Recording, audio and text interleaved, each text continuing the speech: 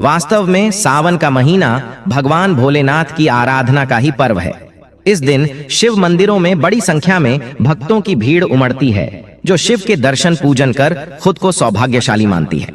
दोस्तों, सावन पर चूकना मत भूलना मत। इस महीने यह काम तो सबको ही करना है। दोस्तों, सावन सोमवार पर गलती से भी ऐसे व्रत कभी मत रखना। और दोस्तों, सावन सोमवार पर ये 4 गलती भूल कर भी मत करना, नहीं तो पूरी जिंदगी बर्बाद रहोगे। भगवान भोलेनाथ हमेशा हमेशा के लिए रूठ सकते हैं। इस दिन भगवान भोलेनाथ और माता पार्वती जी की पूजा शुभ काल के दौरान ही करना चाहिए। दोस्तों, ऐसे में हम यह जानते हैं कि सावन सोमवार पर क्या गलतियां नहीं करना चाहिए जिससे भगवान भोलेनाथ क्रोधित ना हो। तो चलिए जानते हैं दोस्तों, सावन सोमवार के दिन क्या करें। सावन सोमवार के दिन व्रत करें और सुबह जल्दी उठें, स्नान करें और साफ सुथरे कपड़े पहनें। शुभ काल में मंदिर जाकर भगवान भोलेनाथ जी को जल और दूध चढ़ाएं। इस दिन भगवान भोलेनाथ जी का ध्यान करें। ओम नमः शिवाय का जाप अवश्य करें। इस दिन आपको भोजन ग्रहण नहीं करना है, इसीलिए अगर आपने व्रत किया है तो सिर्फ फल खाकर ही व्रत पूरा करें और दूसरे दिन व्रत छोड़ें। अगर आपसे नहीं हो पा रहा तो आप एक समय में भोजन कर सकते हैं। दोस्तों, वीडियो आगे शुरू करें इससे पहले वीडियो को लाइक अवश्य कर दें और कमेंट बॉक्स में जय भोलेनाथ अवश्य लिख दें, जिससे कि भगवान भोलेनाथ जी का आशीर्वाद आपको सीधे प्राप्त हो सके। दोस्तों, सच्चे दिल से इस नियम को मानने वाला व्यक्ति भगवान भोलेनाथ जी को बहुत ही प्रिय होता है। दोस्तों, अब बात करते हैं सावन सोमवार के अवसर पर आपको क्या गलती नहीं करना चाहिए जिससे भगवान भोलेनाथ क्रोधित ना हो। दोस्तों, चाहे कुछ भी हो जाए, सावन सोमवार के दिन मांस मदिरा का सेवन गलती से भी मत करना, नहीं तो आपके साथ कुछ भी हो सकता है। और सावन सोमवार के दिन देर तक कभी न सोएं। दोस्तों, इससे आपका भाग्य बिगड़ सकता है, भगवान भोलेनाथ रूठ सकते हैं। सावन सोमवार के दिन दाल चावल या गेहूं से बने पकवान नहीं खाना चाहिए। इस दिन आप सिर्फ फल, दूध, चाय और कॉफी ले सकते हैं।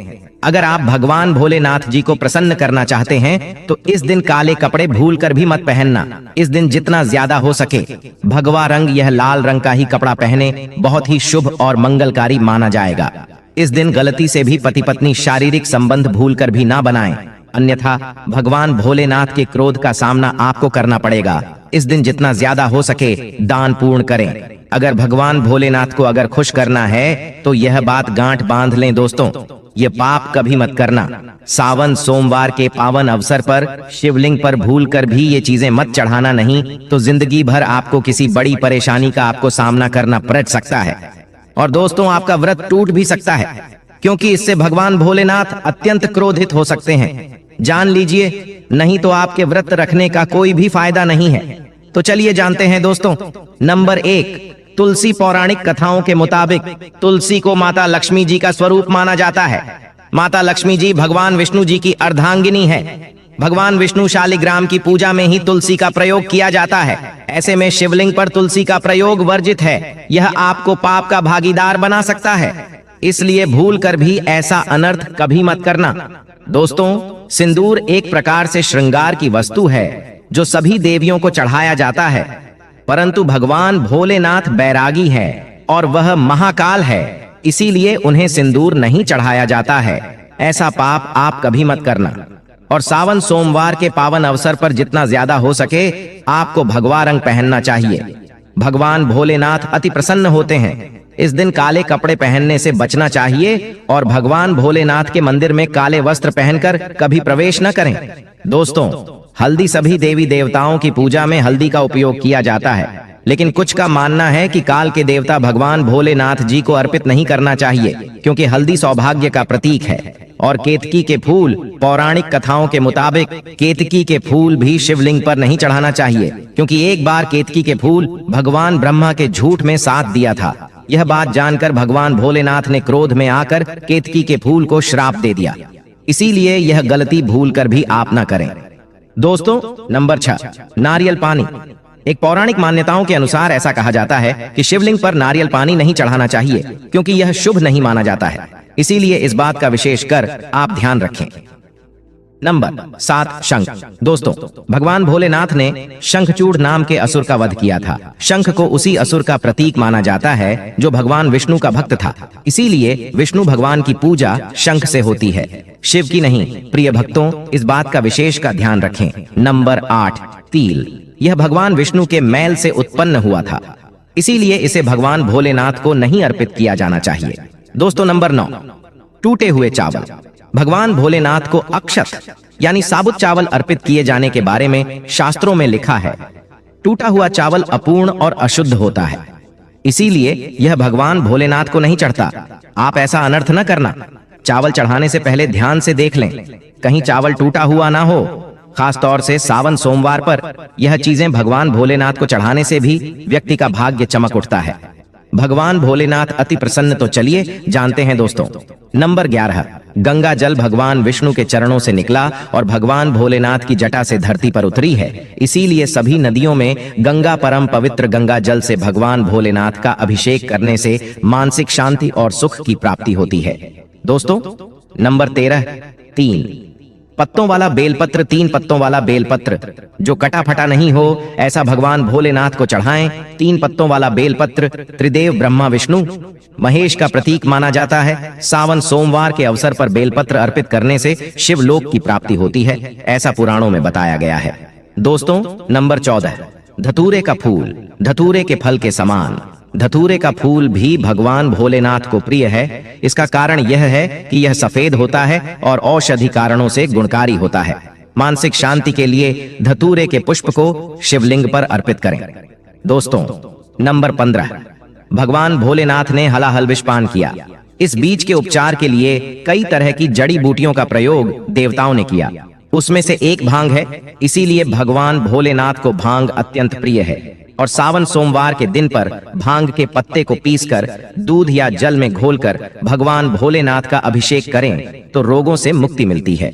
दोस्तों अब बात करते हैं कि आपको सावन सोमवार के दिन व्रत में क्या खाना। देखिए दोस्तों, शिव पुराण के अनुसार माना जाता है कि सावन सोमवार के दिन व्रतधारी को धतूरा खा लेना चाहिए। भले ही आप थोड़ा सा खाएं, लेकिन जरूर खाएं, इससे व्रत पूरा हो जाता है। इस दिन भागग खाने से संपूर्ण फलों की प्राप्ति हो जाती है।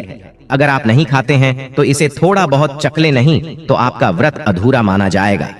दोस्तों सावन सोमवार के दिन के भगवान भोलेनाथ और मां पार्वती की कृपा प्राप्त करने के लिए इन सभी बातों का विशेष ध्यान रखें, जिससे आपको व्रत और पूजा का पूर्ण फल प्राप्त हो और भगवान शिव और मां पार्वती की आपको कृपा मिल सके। बहुत सारी चीजें इस दिन के व्रत में ऐसी होती हैं जो आपको नहीं खानी चाहिए, और एक चीज ऐसी है जो सावन सोमवार के दिन जरूर खानी चाहिए ताकि आपको इस व्रत का संपूर्ण फल मिले। सावन सोमवार के दिन बहुत सारे लोग व्रत रखते हैं। एक उपवास रखकर बहुत सारे लोग सात्विक भोजन करते हैं। सावन सोमवार के दिन का व्रत अगर आप रखते हैं तो ध्यान रखें शरीर में पानी की कमी न हो। इसके लिए अनार या संतरे के जूस का सेवन कर सकते हैं। सावन सोमवार के दिन फलाहार में सेब, संतरा, पपीता, केला, खीरा खा सकते हैं। इस दिन नमक नहीं खाना चाहिए। आलू का प्रयोग कर सकते हैं। भूलकर भी चावल रोटी यानी अनाज का प्रयोग मत कीजिएगा। आप गेहूं तो एक बार खा भी सकते हैं, पर चावल मत खाइएगा, इस बात का ध्यान रखें। दही भी खा सकते हैं, कोई दिक्कत नहीं है। मूंगफली, यह मखाने को घी में फ्राई करके भी खा सकते हैं। मीठी चीजों का सेवन आप जरूर करें। गाजर, लौकी की खीर, साबूदाने की खिचड़ी आप खा सकती हैं। इस दिन कुत्तू के आटे का खाना भी आप बना सकते हैं, आप उसको भी खा सकते हैं। लेकिन अनाज और साधारण नमक का इस दिन व्रत में प्रयोग न करें। सेंधा नमक का प्रयोग कर सकते हैं। लहसुन, प्याज, मदिरा, मांस भूलकर भी मत खाएं, वरना आपके व्रत का फल आपको कुछ भी नहीं मिलेगा।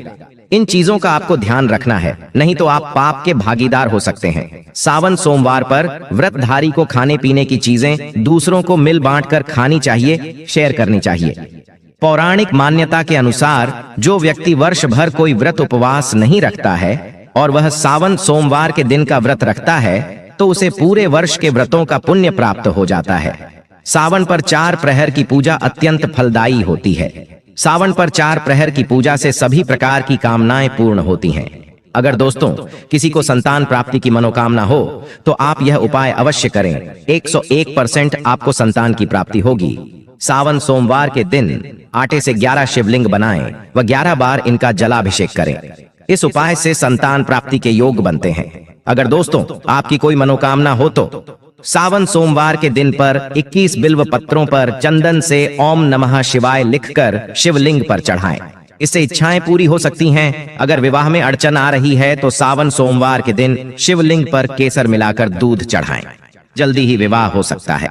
और सावन सोमवार के दिन एक कार्य आपको जरूर करना चाहिए। आपको सावन के समय धर्मशास्त्रों में कहा गया है, बहुत सारे लोग भी बताते हैं, हमारे गुरुजी भी कहा करते थे, सावन के दिन अगर बेल के वृक्ष की जड़ में मिश्रित युक्त मिश्री जो मिश्री आती है, खरी खरी आप सभी दर्शकों को जरूर पता होगा शक्कर टाइप की होती है, तो आपको मिश्री डला हुआ दूध अगर आप इनकी जड़ में डालते हैं तो ऐसा कहा गया है कि ऐसा व्यक्ति कभी निधन नहीं होता। ऐसे व्यक्ति के जीवन से किसी भी प्रकार से अगर लक्ष्मी रुष्ट हो चुकी हो, ऐसे व्यक्ति पर मां लक्ष्मी प्रसन्न होती है, ऐसे व्यक्ति के जीवन में धन का अभाव नहीं होता, ऐसे व्यक्ति फिर निरोग रहते हैं, निरोगी काया प्राप्त होती है। आप चाहते हैं तो यही क्रिया नियम के वृक्ष पर भी कर सकते हैं। नियम के वृक्ष पर माता लक्ष्मी निवास करती है, समस्त दैवीय शक्ति निवास करती है नियम के वृक्ष में। अगर आप जो है सावन के शुभ मंगल दिनों में आपको एक गिलास या सामर्थ्य के अनुसार तांबे के लोटे में आपको दूध डाल करके इनके अंदर जो है अभिषेक करना चाहिए कि जड़ में डालना चाहिए। आपको मीठा दूध ही डालना है, मिश्री मिला हुआ दूध आपको चढ़ाना है, इनकी जड़ में डालना है और गरीबी मिटाने की प्रार्थना करनी है। या फिर जिन लोगों पर कर्ज का भार है वह लोग बोल सकते हैं कि हमारे कर्ज का भार दूर हो, या फिर जीवन में जो किसी भी प्रकार की जो परेशानी है वह परेशानी भी बोल दे, तत्काल यह वृक्ष समाप्त करते हैं और आपको इसे छू करके आ जाना है। दोस्तों, आज के वीडियो में बस इतना ही। एक बार सच्चे दिल से कमेंट बॉक्स में हर हर महादेव अवश्य लिखें।